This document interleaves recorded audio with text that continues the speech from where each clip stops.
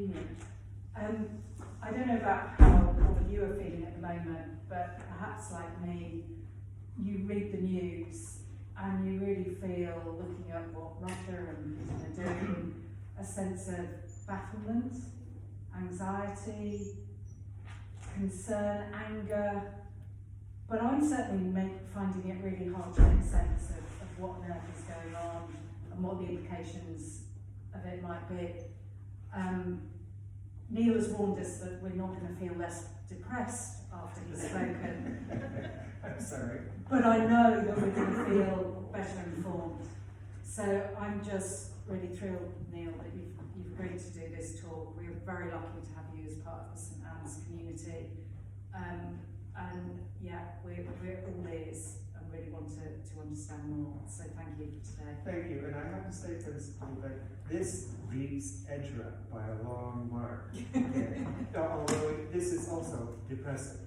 And I'm grateful to the college for giving me the opportunity to talk about this. As the principal said, I basically study Russia and its neighborhood and have done for, well, ever since the Soviet Union collapsed, which was before some of you were born, by the way. But, and I have become interested in war in that region since 2008, when Russia invaded Georgia. So I think I probably have a few useful things to say. What follows will be analytical. As an academic, that is what I do. And on the other hand, some of you may be surprised to hear that I am also a human being. And what's going on here is appalling. Literally appalling. We're talking about the loss of civilian life, the numbers of refugees entering the EU, and sometimes by accident and rarely to the UK. I could go back to that in question and answer if you want. These refugees are mainly women and children because their male partners have stayed back to fight. As human beings, we must be outraged about the use of massed air power and artillery against old and young, men and women, people who were just trying to get on with their lives. I'm outraged. My colleagues are outraged. And many of my Russian friends are also outraged. Now, I have now got that off my chest. Okay, so we can move on. This is a presentation with 3 parts. One is what's going on. 2 is how did we get here? Or how did they get here? And us too. Thirdly, what does it mean for Ukraine, for Europe, and for the international system as a whole? I'll try to be brief in order to leave ample time for Q&A. So, what's going on? A bit of background. In the several months prior to the 24th of February, the Russian government concentrated close to 200,000 military personnel in proximity to Ukraine on the northern, eastern, and southern borders. On the 24th of February, they invaded from all 3 directions. Initially, they went in light. You send a few paratroopers in and see what happens. I think they assumed that the resistance would quickly evaporate. They only used about 25% of their total force complement in that initial phase. They figured it would be easy. Well, as we know, resistance did not evaporate, so the reserves have been sent in. They're now at probably somewhere between 175,000 and 200,000 troops in Ukraine. Now, since the Russian military, given its experiences, not least in Chechnya, in the year 2000, they are very reluctant to do urban warfare on the ground. So, what do? You turn to artillery and air power in an effort to force surrender. Maintaining discrimination between civilians and military personnel in mass use of air power and artillery is difficult, as we saw not least yesterday when a maternity hospital was bombed in Mariupol. I noticed the college doctor here. I'm sorry, as I said, this is not a happy story. Now, NATO and the EU responded to the attack by supplying weapons to the Ukrainians. They were very specific that we, i.e. the West, would not intervene militarily on the ground. The reason for this is simple.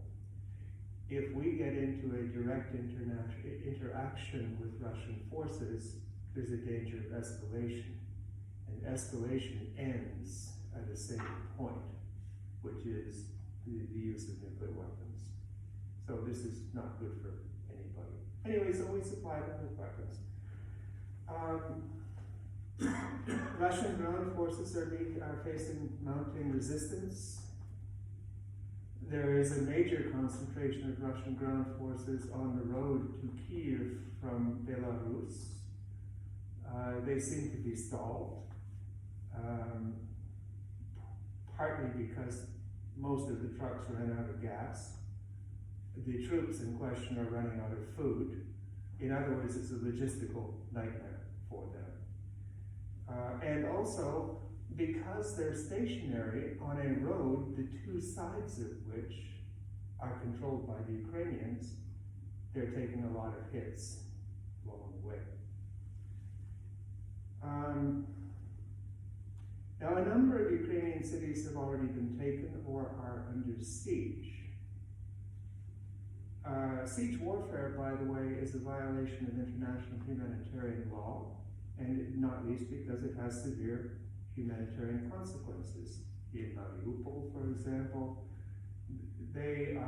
we are at 13 degrees centigrade today. They are at -6, and they have no heat, no electricity, no water, and almost no food. And this has been going on for over a week.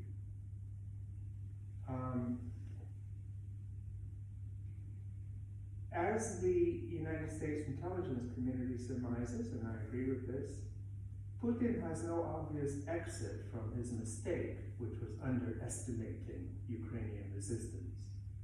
So he's going to double down. He will basically ramp it up and try to destroy the opposition, including the civilians.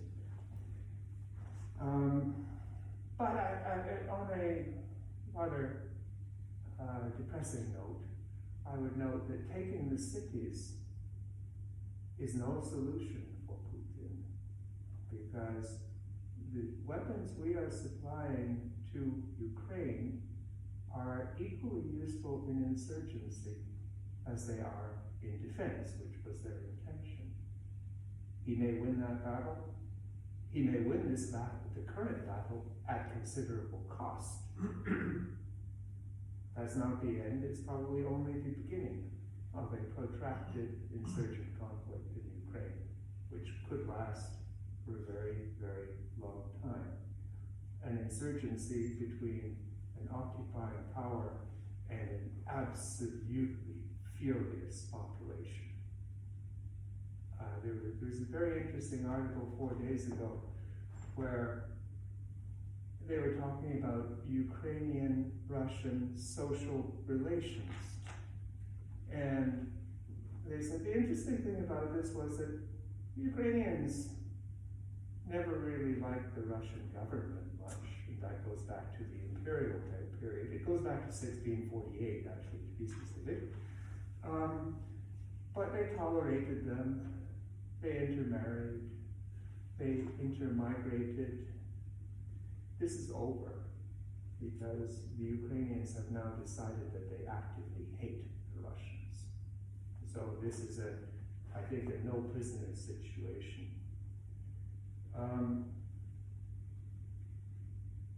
Unless there is some diplomatic breakthrough, and I have to talk about this briefly in Q&A, if anybody's interested, this war is going to last a long time.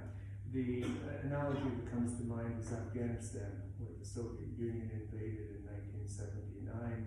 They encountered an active, armed by us, insurgency. It took 10 years, and then they withdrew, and they didn't win. So, Afghanistan is one thing, and I did a lot of work on Afghanistan at the time, but this one is right in the heart of Europe. Ukraine is the geographical heart of Europe. This is not some foreign place, it's right here. Why is this happening? Well, everybody has an opinion. But in my view, there's a prehistory here. It has to do with the Soviet collapse in 1991. This is an event that Mr. Putin described as the greatest catastrophe of the 20th century. That's to say, the collapse of the Soviet Union.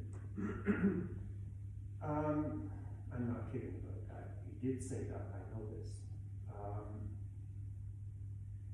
Russians were used to being recognized as a superpower co-equal to the United States.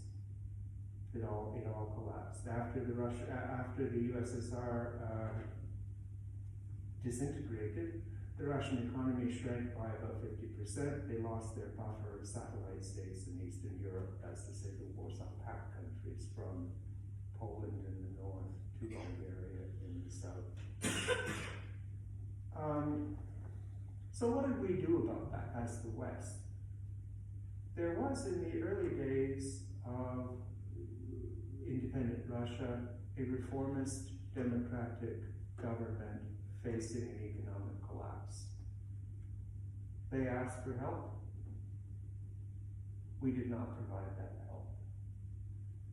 Basically, as George H.W. Bush, George Bush's father, said at the time, hey, Cold War's over, we won, problem solved. And as Obama said, well, Russia is no longer a superpower, it's a regional power. Russia applied for $100 billion, which is a lot of money in those days. $100 billion these days doesn't seem like much, but in those days, I'm sorry, John. At that time, it was a lot of money. It was a big loan. They applied, it was not even discussed by the bank, leave aside being granted. And so they were left on their own to sort through the rubble of the Russian economy. That was probably not a wise thing to do in retrospect. Then there's the more recent history. In 1995, NATO decided to have a policy on enlargement eastwards. So we have the Warsaw Pact as the Soviet alliance, and we have NATO, which is our alliance. The Warsaw Pact disbanded. It was gone because the Cold War was over, communism was over, and so on and so on. You might have thought that NATO would have disbanded too, and we could have, as somebody once put it, one Europe whole and free. No, NATO did not disband. NATO found a new mission. That was enlargement. Enlargement into what? This was into areas that previously had been controlled by the Soviet Union, i.e. Russia.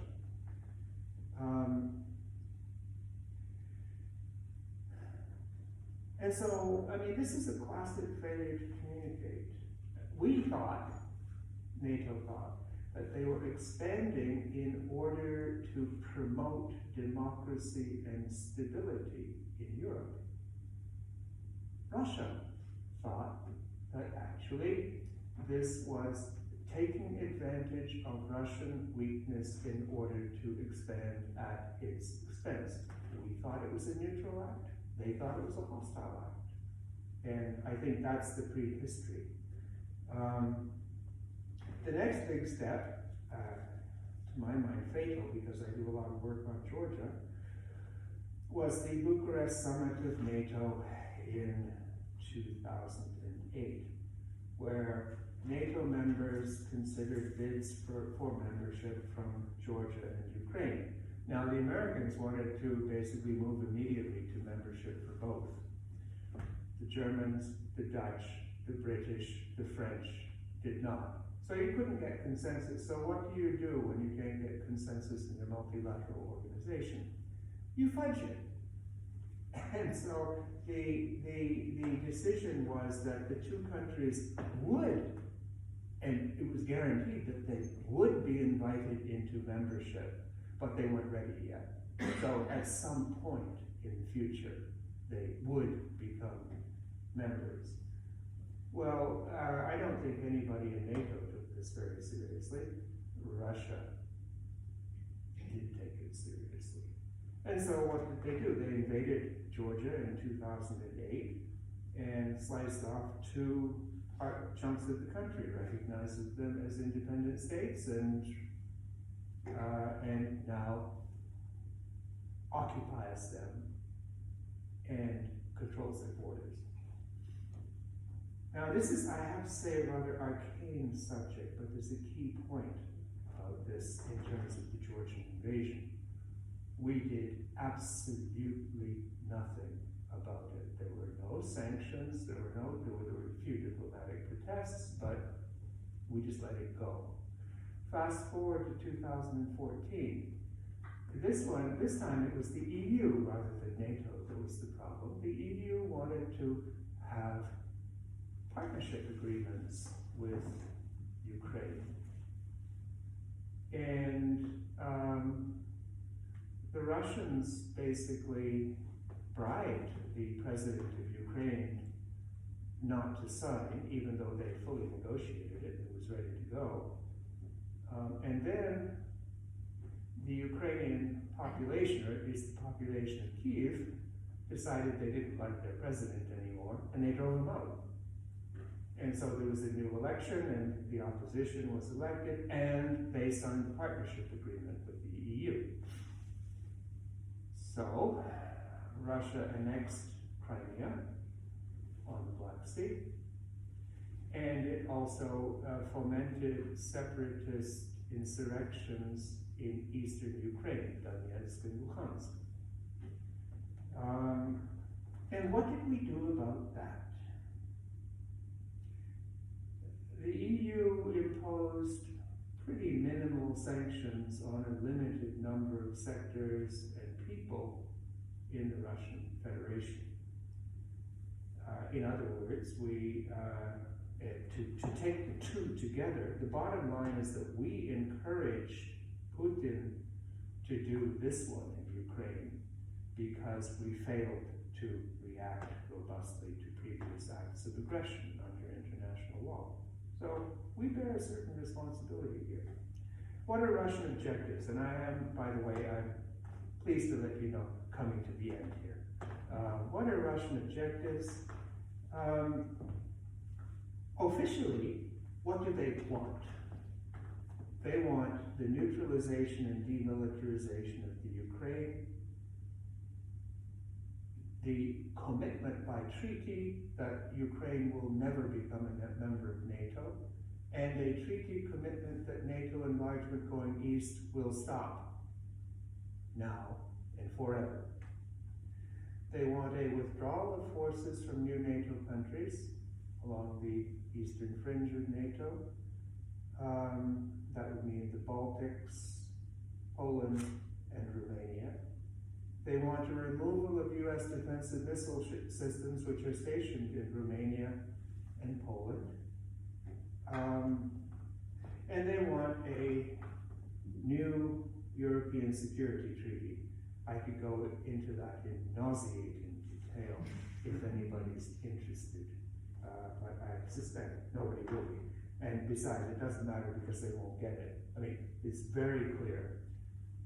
NATO, in Article 2 of the North Atlantic Treaty of 1949, stipulates that NATO membership is open to all states in Europe, providing that they meet the criteria associated with becoming a member. And we are not going to amend the North Atlantic Treaty because Russia has invaded Ukraine. I mean, that would be sort of an odd precedent to make.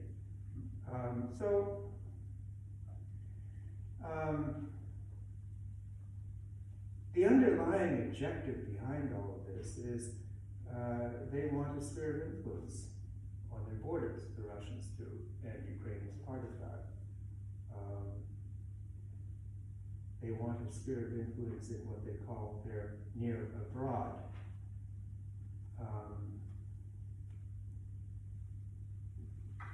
As the director of the CIA said 2 days ago in a congressional hearing, Putin, in other words, is stewing in a combustible combination of grievance and ambition, and has been stewing there for many years.